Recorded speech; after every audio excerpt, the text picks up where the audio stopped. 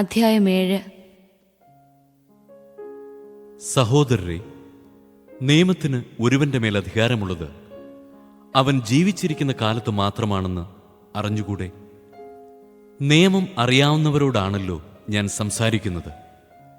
വിവാഹിതയായ സ്ത്രീ ഭർത്താവ് ജീവിച്ചിരിക്കുന്നിടത്തോളം കാലം അവനോട് നിയമത്താൽ ബന്ധിക്കപ്പെട്ടിരിക്കുന്നു. ഭർത്താവ് മരിച്ചാൽ ഭർത്താവുമായി തന്നെ ബന്ധിക്കുന്ന നിയമത്തിൽ നിന്ന് അവൾ സ്വതന്ത്രയാകുന്നു. ഭർത്താവ് ജീവിച്ചിരിക്കെ അന്യപുരുഷനോട് ചേർന്നാൽ അവൾ വ്യഭിചാരിണി എന്ന് വിളിക്കപ്പെടും. ഭർത്താവ് മരിച്ചാൽ അവനുമായി തന്നെ ബന്ധിക്കുന്ന നിയമത്തിൽ നിന്ന് അവൾ സ്വതന്ത്രയാകും. പിന്നീട് മറ്റൊരു പുരുഷനെ വിവാഹം ചെയ്താൽ അവൾ വ്യഭിചാരിണിയാകുന്നില്ല.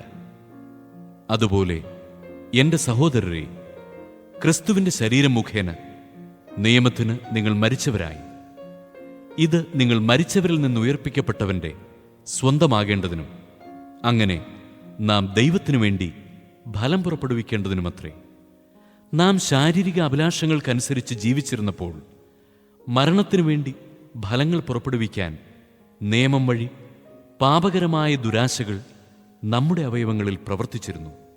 ഇപ്പോഴാകട്ടെ നാം നമ്മെ അടിമപ്പെടുത്തിയിരുന്നതിന് മരിച്ച് നിയമത്തിൽ നിന്ന് മോചിതരായി. ഇത് ആത്മാവിൻ്റെ പുതുമയിൽ, നിയമത്തിൻ്റെ പഴമയിലല്ല, നാം ശുശ്രൂഷ ചെയ്യുന്നതിനു വേണ്ടിയാണ്. ആകയാൽ നാം എന്താണ് പറയേണ്ടത്? നിയമം പാപമാണെന്നോ? ഒരിക്കലുമല്ല. എങ്കിലും നിയമമില്ലായിരുന്നെങ്കിൽ ഞാൻ പാപമെന്തെന്ന് അറിയുമായിരുന്നില്ല. മോഹിക്കരുത് എന്ന് നിയമം അനുശാസിക്കാതിരുന്നെങ്കിൽ മോഹമെന്തെന്ന് ഞാൻ അറിയുമായിരുന്നില്ല. എന്നാൽ പ്രമാണം വഴി അവസരം കണ്ടെത്തി പാപം എല്ലാവിധ മോഹവും എന്നിൽ ജനിപ്പിച്ചു. നിയമത്തിൻ്റെ അഭാവത്തിൽ പാപം നിർജീവമാണ്. ഒരു കാലത്ത് നിയമം കൂടാതെ ഞാൻ ജീവിച്ചു. എന്നാൽ പ്രമാണം വന്നപ്പോൾ പാപം സജീവമാവുകയും ഞാൻ മരിക്കുകയും ചെയ്തു. ഇങ്ങനെ ജീവനു വേണ്ടിയുള്ള പ്രമാണം എനിക്ക് മരണമായി തീർന്നു. എന്തുകൊണ്ടെന്നാൽ പാപം കൽപ്പന വഴി അവസരം കണ്ടെത്തി എന്നെ ചതിക്കുകയും അതുവഴി എന്നെ കൊല്ലുകയും ചെയ്തു. നിയമം വിശുദ്ധം തന്നെ, കൽപ്പന വിശുദ്ധവും ന്യായവും നല്ലതുമാണ്. അപ്പോൾ നന്മയായിട്ടുള്ളത് എനിക്ക് മരണമായി തീർന്നെന്നോ? ഒരിക്കലുമില്ല.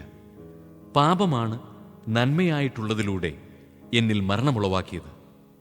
ഇത് പാപം പാപമായിട്ട് തന്നെ കാണപ്പെടുന്നതിനും കൽപ്പന വഴി പൂർവാധികം പാപകരമായി തീരുന്നതിനും വേണ്ടിയാണ്. നിയമം ആത്മീയമാണെന്ന് നാം അറിയുന്നു. ഞാൻ പാപത്തിന് അടിമയായി വിൽക്കപ്പെട്ട ജഡികനാണ്. ഞാൻ ചെയ്യുന്ന പ്രവൃത്തികൾ തന്നെ എനിക്ക് മനസ്സിലാകുന്നില്ല. എന്തെന്നാൽ ഞാൻ ഇച്ഛിക്കുന്നതല്ല, വെറുക്കുന്നതാണ് ഞാൻ പ്രവർത്തിക്കുന്നത്. ഞാൻ ഇച്ഛിക്കാത്തത് പ്രവർത്തിക്കുന്നെങ്കിൽ നിയമം നല്ലതാണെന്ന് ഞാൻ സമ്മതിക്കുന്നു.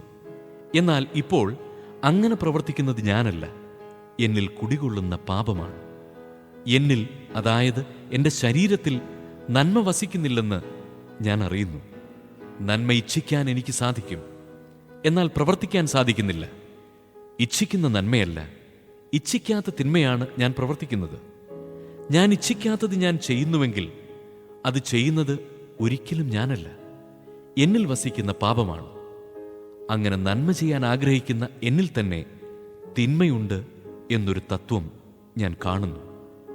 എൻ്റെ അന്തരംഗത്തിൽ ഞാൻ ദൈവത്തിൻ്റെ നിയമമോർത്ത് ആഹ്ലാദിക്കുന്നു. എൻ്റെ അവയവങ്ങളിലാകട്ടെ എൻ്റെ മനസ്സിൻ്റെ നിയമത്തോട് പോരാടുന്ന വേറൊരു നിയമം ഞാൻ കാണുന്നു. അത് എൻ്റെ അവയവങ്ങളിലുള്ള പാപത്തിൻ്റെ നിയമത്തിന് എന്നെ അടിമപ്പെടുത്തുന്നു. ഞാൻ ദുർഭകനായ മനുഷ്യൻ. മരണത്തിന് അധീനമായ ഈ ശരീരത്തിൽ നിന്ന് എന്നെ ആര് മോചിപ്പിക്കും? നമ്മുടെ കർത്താവായ യേശുക്രിസ്തു വഴി ദൈവത്തിന് സ്തോത്രം. ചുരുക്കത്തിൽ, ഞാൻ എൻ്റെ മനസ്സുകൊണ്ട് ദൈവത്തിൻ്റെ നിയമത്തെ സേവിക്കുന്നു, എൻ്റെ ശരീരം കൊണ്ട് പാപത്തിൻ്റെ നിയമത്തെയും.